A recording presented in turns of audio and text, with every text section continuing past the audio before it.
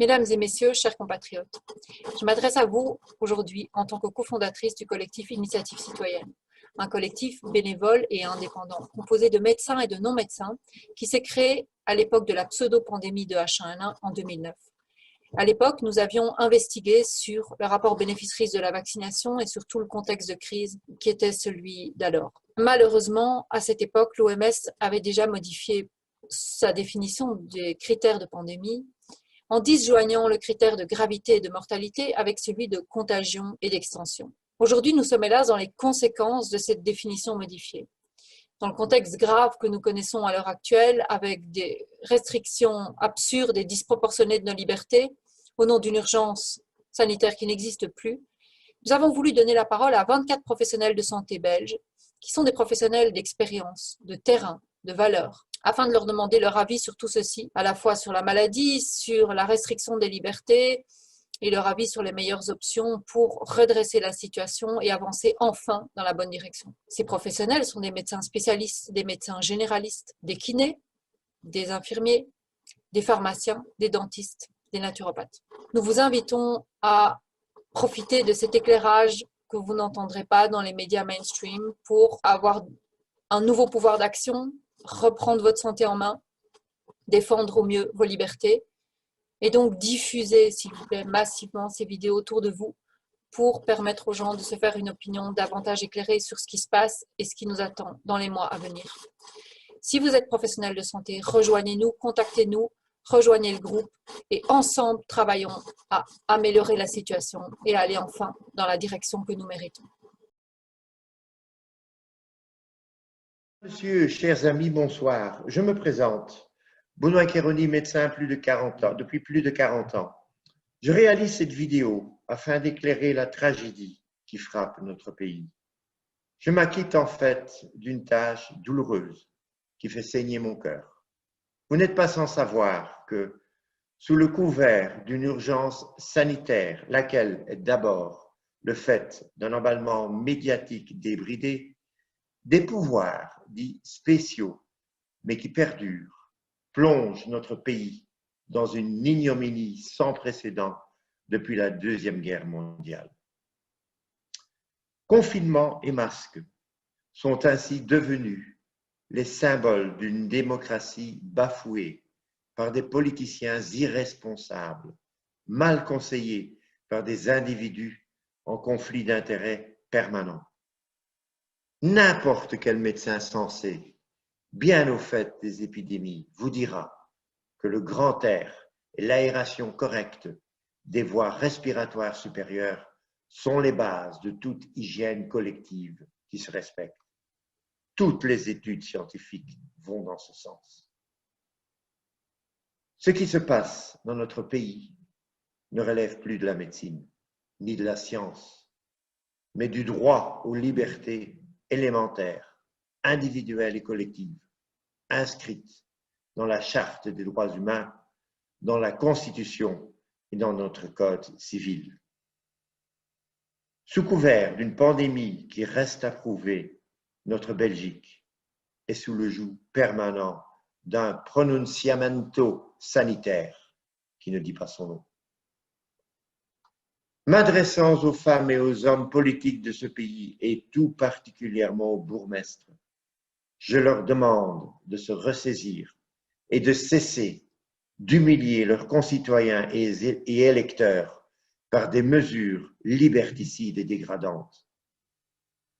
M'adressant au corps constitué et tout particulièrement à nos procureurs généraux, à nos magistrats des parquets, à nos gouverneurs de nos provinces, à nos chefs de corps de nos zones de police, je leur demande de veiller à la séparation des pouvoirs et de privilégier en leur âme et conscience les droits humains, le respect de notre Constitution et l'application stricte de nos lois.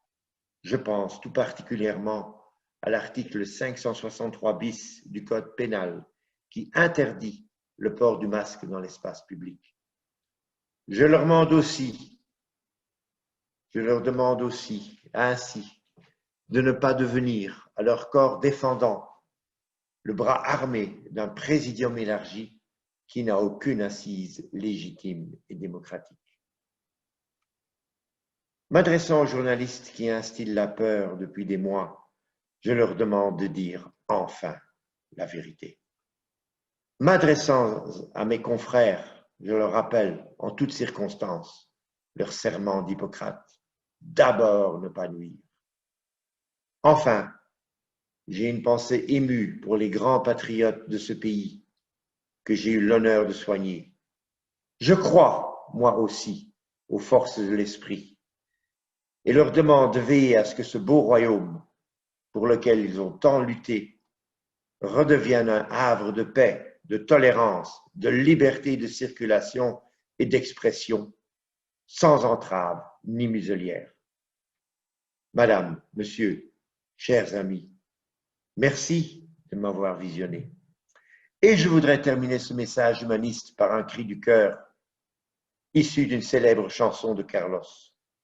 Embrassez-vous! Vive la Belgique! Vive la Belgique libre!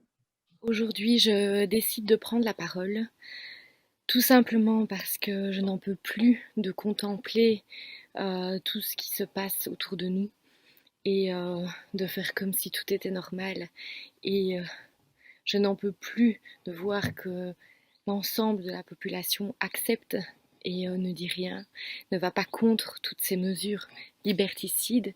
Je n'en peux plus de voir qu'à l'hôpital dans lequel je travaille, mes collègues, infirmières, médecins et toute autre profession respectent les mesures en oubliant tout ce qu'on leur a appris depuis leurs études, les normes d'hygiène, la façon d'utiliser les masques, la façon de se laver les mains, la façon de soigner. Je n'en peux plus de contempler cela et de faire comme si c'était normal. Ça ne l'est pas. Les dérives sont graves, autant dans la vie privée que dans la vie professionnelle. Je n'en peux plus de soigner des enfants avec ma muselière. Je n'en peux plus de ne pas pouvoir partager mon sourire, mes émotions. Je n'en peux plus de ça. Je veux retrouver ma liberté d'expression, ma liberté de partage. Je veux retrouver un cercle social. Je veux pouvoir vivre tout simplement. Je veux que mon fils connaisse la liberté. Je refuse que la vaccination soit obligatoire, que ce soit pour les enfants, pour le personnel soignant ou pour tout autre individu de cette société. C'est grave ce qu'il se passe. Je n'en peux plus de contempler ça sans rien faire. Il est temps de bouger, il est temps de se réveiller, il est temps de parler. Et là, aujourd'hui, je parle. À partir d'aujourd'hui, je ne respecterai plus les mesures qui sont obligatoires à l'hôpital. Je ne mettrai plus mon masque sur le parking, je ne mettrai plus mon masque dans les vestiaires à côté de mes collègues, je ne garderai plus ce masque pendant 8 heures de travail. Je l'utiliserai à bon escient avec mon bon sens d'infirmière comme on me l'a appris lors de mes études. Je retrouve mon bon sens et j'agis correctement. Le patient a le droit à des soins de qualité. Le patient a le droit à l'information et non à la désinformation.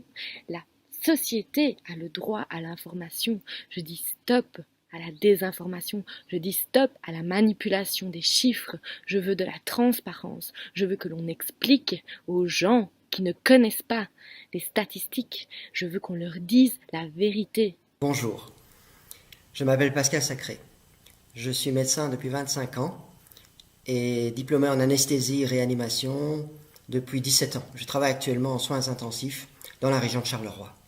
J'ai voulu m'adresser à vous et m'exprimer à propos du Covid-19 aujourd'hui, d'abord en tant que médecin.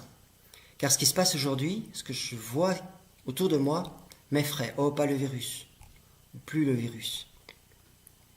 Mais plutôt toute cette propagande gouvernementale que l'on peut entendre au travers des médias, encore aujourd'hui, autour de ce virus. On voit encore aujourd'hui qu'on veut faire peur aux gens, qu'on veut faire peur aux gens alors que l'épidémie s'éteint. On peut voir ici sur pourtant les sites officiels publiés par Cienzano, qui est donc l'organe officiel de gestion de cette crise Covid-19. On peut voir sur ce site des graphes qui parlent d'eux-mêmes. Et on voit par exemple sur celui-ci qu'effectivement, le nombre d'hospitalisations liées au Covid-19 baisse continuellement ici jusqu'au 30 juillet. Et ça, c'est la réalité. On voit également, parallèlement, que le nombre d'admissions en soins intensifs diminue continuellement. Et enfin, le nombre de décès que l'on peut rattacher au Covid-19 diminue continuellement de semaine en semaine. Et tout cela est officiel, et tout cela est la réalité médicale. Pourquoi aujourd'hui, étant donné cette réalité médicale, continue-t-on à faire peur aux gens en parlant d'une épidémie de tests? Car plus on teste les gens, c'est assez logique, plus on découvre de tests positifs de gens qui ont peut-être fait cette maladie, mais n'en ont ressenti aucun symptôme, n'ont pas dû être hospitalisés pour cela.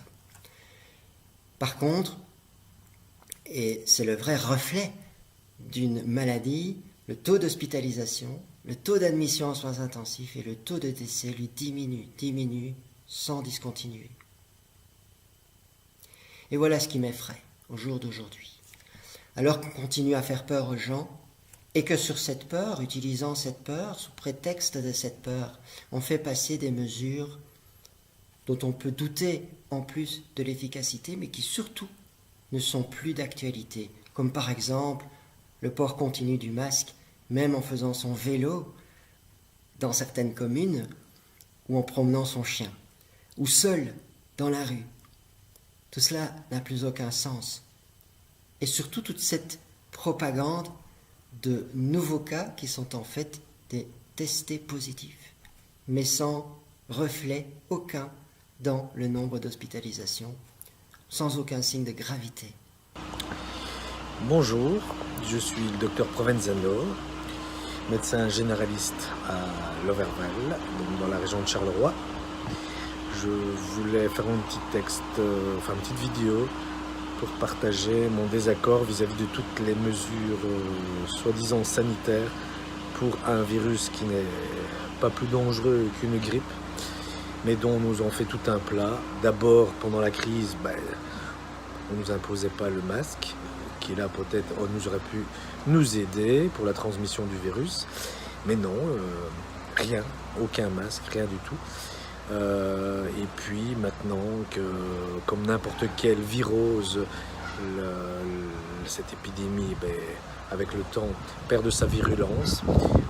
Et là, on essaye de nous affaiblir en nous forçant obligatoirement à porter des masques dans des endroits clos, maintenant même dans des endroits ouverts, où on se balade en pleine nature et on doit porter des masques. C'est de l'ineptie. Je crois qu'en 25 ans de médecine, j'ai jamais vu une telle mascarade. Et alors il faut oublier tous nos cours d'immunité en immunologie, de savoir que nous nous battons tous les jours contre des millions et des millions de virus, que nous avons des super anticorps, une bonne immunité, et que nous gagnons chaque jour tous les combats. De temps en temps, si on est affaibli, oui, un peu plus faible, on peut développer une petite pathologie virale, un état grippal, mais ici, nous empêcher de respirer correctement, nous mettre cette muselière toute la journée. Je plains les gens dans l'Oreca qui commencent leur journée à 9h, 10h avec un masque et qui doivent tenir ça jusqu'à la fermeture de leur restaurant, en diminuant la capacité de respirer correctement, avec en plus la chaleur, la canicule qui n'arrange rien, notamment pour les personnes en difficulté respiratoire, les bronchites chroniques, asthmatiformes, donc les BPCO, les vieilles personnes qui ont déjà pas mal de difficultés à trouver leur respiration. Si en plus toute la journée on doit leur mettre un bout de tissu devant leur nez, devant leur bouche, qui en plus doit pulluler de microbes vu ce milieu humide, non aseptisé, puisque nous en salle d'op, un masque ça se porte 2 heures, 3 heures, le temps de l'opération, on ne le touche pas, on se lave les mains, on met nos gants stériles, on nous met le masque, quand c'est fini on le jette à la poubelle. Ici quand je vois les milliers de gens qui mettent leur masque dans leur poche, sur le tableau de bord de leur voiture, dans leur veste, qui n'arrêtent pas de le toucher, de le tripoter, une fois au-dessus du nez, une fois en dessous du nez, une fois au-dessus de la tête. Pour aussi une question financière, vont garder le masque comme ça pendant des semaines jusqu'au moment où il sera troué. Là, par contre, on peut dire qu'ils sont à quelques millimètres d'une pullulation microbienne et virale, et même mycotique, car il y a des champignons, des aspergillus et d'autres microbes qui peuvent leur libérer des spores et autres. Donc je dis, on est loin de l'image du masque qui protège contre un virus, qui est aseptique et qui joue son rôle médical de protection. Donc là, on se pose quand même des questions. J'ai l'impression qu'on nous prend vraiment pour des cons. Et le pire, c'est que même les médecins se laissent avoir dans ce système. Or que si on a un bon médecin, si on a appris la médecine, la science, on sait très bien à quoi peut nous servir un masque. Et même quand je vois ça, je me dis, mais où va la médecine? Mes propres enfants, j'ai même pas envie qu'ils fassent la médecine parce que c'est plus à la médecine, c'est de la prescription pour Big Pharma. C'est de suivre les guidelines inscrits pas par des scientifiques, mais de nouveau par des lobbyistes. Et si c'est ça le monde, moi, je préfère partir, même sans coronavirus. Parce que la vie ne vaut pas la peine d'être vécue dans de telles conditions. Voilà, c'était le coup de gueule du docteur Provenzano. J'espère que beaucoup de gens vont se réveiller de cette situation. Je pense être dans un rêve éveillé. Si un jour on m'avait raconté cette histoire, j'aurais dit c'est une bonne histoire belge. Ben non, c'est la réalité. Et le problème, c'est que c'est dans le monde entier, par cette petite capacité, ce pouvoir qu'ont ces gens qui sont au-dessus de nous, qui pensent que le peuple n'est pas fort. Et quand le peuple va se retourner, ça va faire très mal. Dans ma formation, nous apprenons également l'importance de respecter les besoins fondamentaux de l'individu. Donc, nous travaillons sur le concept de Virginia Anderson, qui parle de 14 besoins fondamentaux qui permettent à la personne d'être en bonne santé.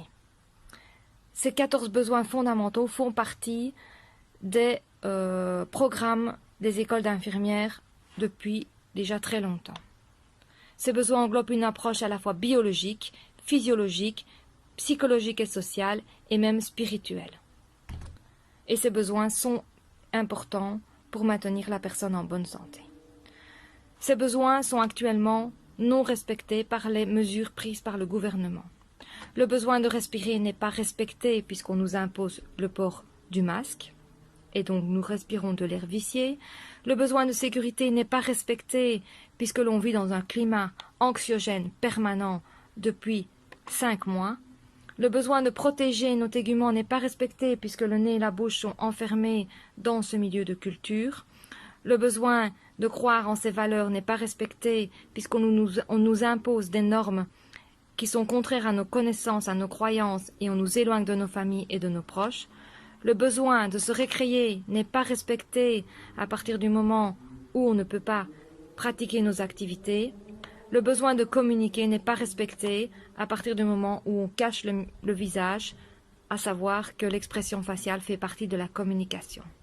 Et le besoin d'apprendre n'est pas non plus respecté puisque nos enfants ne peuvent plus se rendre à l'école. Je suis donc atterrée, triste et inquiète des mesures prises par ce gouvernement.